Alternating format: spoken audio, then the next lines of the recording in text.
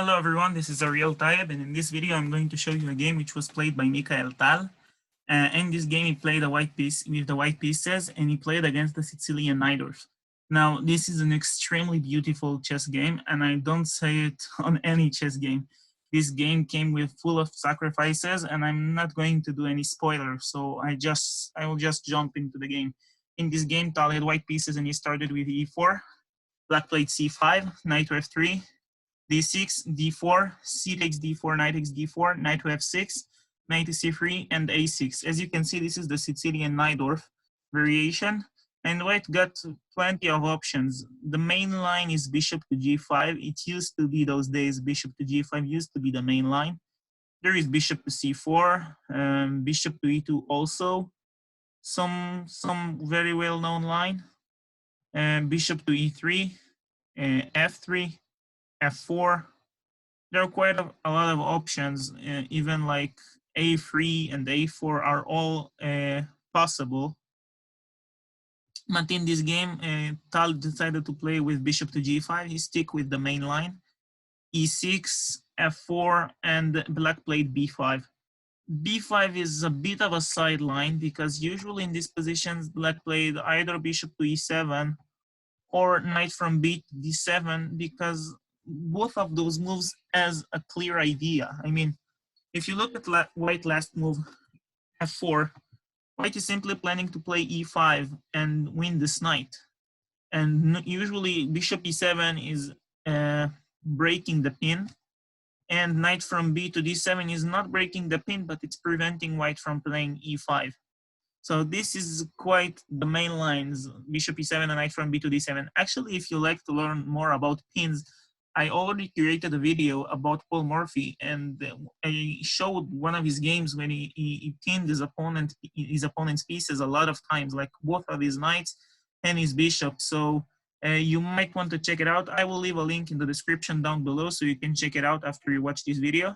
Never mind, in this game, black played b5. A bit of a sideline, and Morphy and Tal continue with e5. I said Morphy because I talked about the game that I've shown played by Paul Morphy. So this game is by Mikhail Tal. You can even see in the background, this is the photo of Mikhail Tal. In the last video, I put a video on my video. I put a photo of Paul Morphy. So in this game, we see b5, e5, d takes c5, f takes c5. The knight on f6 is pinned, and it seems like white is winning this knight. But black has one good saving resource, and that is queen to c7. And now white is not winning a piece. Although I prefer white's position, white is not up a piece. As you can see, if e takes f6, just as an example, then queen to e5 check is a fork, and black is winning back the lost piece. This is still playable for both sides. Bishop e2, queen takes g5, castling kingside. Although it's quite playable, I would much rather play this with white pieces because you can see white has a huge lead in development. But black might prefer this because after you take on f6, he's basically up 2 pawns, but with the king in the center and none of his pieces developed. So yeah, I don't like this position with black. But never mind, I think a bit better approach is what Tal played in queen to e2. He defended the pawn on e5, and now is indeed threatening to take on f6 because there is no longer queen e5 check that comes with a fork. So in this position, black simply retreat his knight on from f6 to d7, attacking the pawn on e5, and Tal simply ignored it, and he played castling queenside. So you might want to check out this position, like why did Tal gambit this pawn? Because after queen takes c5, how can white continue? Please feel free to pause this video and find out how can white win this position. And I'm saying win because white has a completely winning position, but you must realize the pattern here, how white can win this game. So please pause the video and try to find out how white can win this position. So pause the video now. Okay, I hope you find it. You found it. The move here is simply trading the queens. And then, well, just before I show you, please put a like to this video, leave a thumbs up. This is really helping me and helping me to grow this channel. So please put a like to this video and share it with your friends. So in this position, white can simply play knight d takes b5 and threatening rook to d8 checkmate, as well as threatening knight to c7, and black cannot defend both of them. So black's position is quite horrible right now. And the other line, which is knight takes on e5, which is also playable, but there is the same pattern. You see the rook on d8 with the bishop on g5, they are quite annoying. So white can simply play knight d takes b5, and after a takes b5, white can play rook to d8 immediately, but I think simply a better approach would be to play knight takes on b5, attacking the queen. On the next move, white will play rook to d8 check, just to show you, if queen to b6, then rook to d8 check. Queen is forced to take the rook, and now bishop takes on d8. White is not only white won the queen, but is also threatening queen takes e5, winning the knight, as well as knight to c7, fork on the king on the rook and the rook. So black's position is completely hopeless there. So let's go back to the game. I don't know if black found it over the board or if he was just aware of this line. In either case, he simply didn't took the pawn on e5. He just played bishop to bishop to b7. I mean, nowadays, after people know about Tal's game, normally people play knight to c6. It's not like white is winning or black is winning, but knight to c6 people intend to play it because they are aware of Tal game. So let's analyze this game, which was played by Tal. Black played bishop to I should promote bishop to b7. I don't know why it's a sideline. I put it as a sideline. Never mind, bishop to b7. And now Tal played an amazing combination. I want you to pause this video. Although this is extremely unlikely. I mean, that someone will find it. I don't know how Tal could ever find such a tactic on the board, but never mind. Feel free to pause the video and try to find out. This is extremely difficult puzzle. This is not like an easy task. And I want to tell you in advance, this is not like Tal is winning, but the idea he got, like he sacrificed something, and then he got a position with so much flexibility, you might want to check it out. So feel free to pause this video and find out Tal's combination. So pause the video now. Okay, I hope you found it.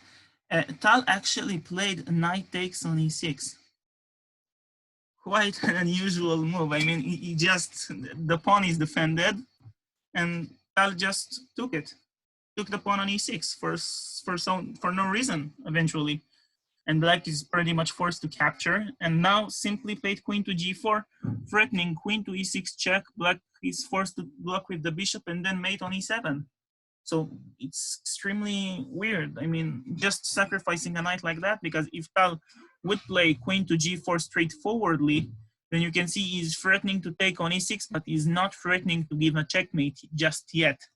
So he first started, once again, he first started with knight takes e6, taking, and then queen to g4, threatening to take on e6. And black played queen to b6, which may not be the best move. I mean, queen takes e5 seems to be the most logical move, because you're not only defending the pawn on e6, but you're also grabbing a pawn on e5.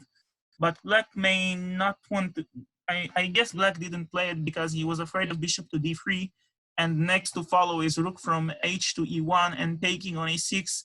And black is in some troubles because, as you can see, both of the rooks are not developed. The knights are not very properly coordinated. And I mean, white's pieces are all lined up with against black's king. You can see the rook on d1, the bishops are very active. The queen is very powerful. The knight here and the next rook to come with taking on e6. I can realize why black didn't like to play this position. He probably suspected that after queen to b6, everything is fine because he's just defending the pawn on e6 and leaving the e file closed because there is a pawn on e5, which for some degree quite help black, because he's blocking the rook, because once the rook comes here, he cannot make any progress from the e file.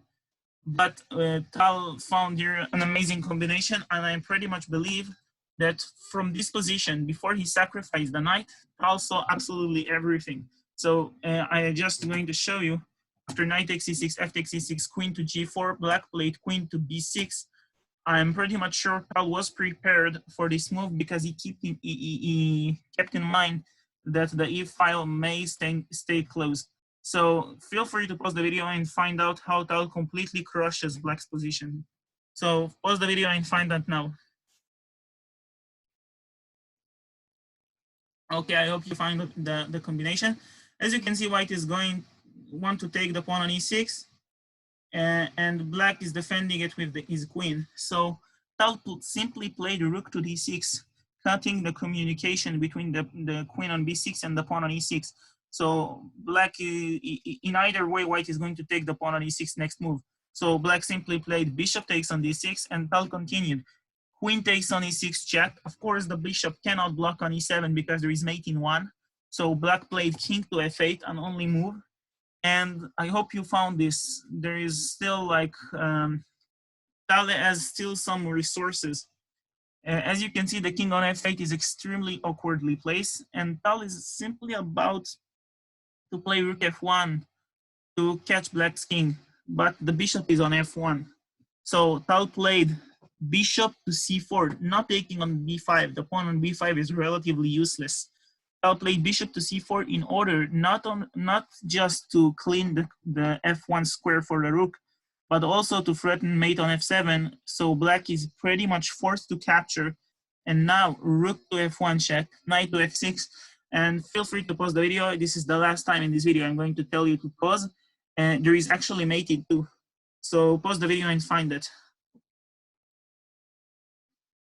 Okay, I hope you found it. In this position, Tal played rook takes on f6 check, g takes on f6, and now bishop to h6, and this is actually a checkmate. So this gives you a very brief and good idea what type of attacking player was Mikhail Tal. He's an extremely powerful player. He knew how to sacrifice his pieces and how to create initiative. So I hope you like this video. If you like to see more games which were played by Mikhail Tal, then simply write in the comment down below Mikhail Tal and I will create more games about him. So I hope you liked it. Don't forget to drop a like to this video, leave a comment down below, and share it with your friends in order for them to see this beautiful masterpiece which was created by Mikhail Tal, this beautiful miniature. So I hope you liked it, and I will see you in the next video. Goodbye.